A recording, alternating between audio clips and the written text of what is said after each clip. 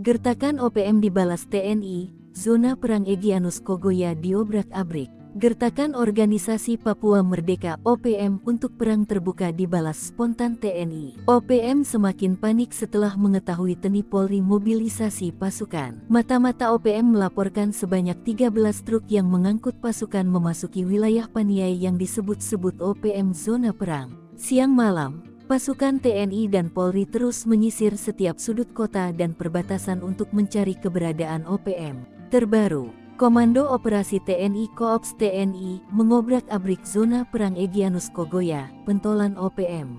Pasukan TNI menembak dua anggota Organisasi Papua Merdeka (OPM) di Kabupaten Nduga, Papua Pegunungan, Jumat 19/4. Dilansir tribunpapua.com, Perwira Penerangan Koops TNI Letkol Aryogi Nugroho mengatakan OPM khususnya Kodam 3, Nduga pimpinan Egyanus Kogoya, beberapa kali berusaha menyerang pos TNI di Kampung Paro, Distrik Kenyam, Nduga, sejak awal 2024.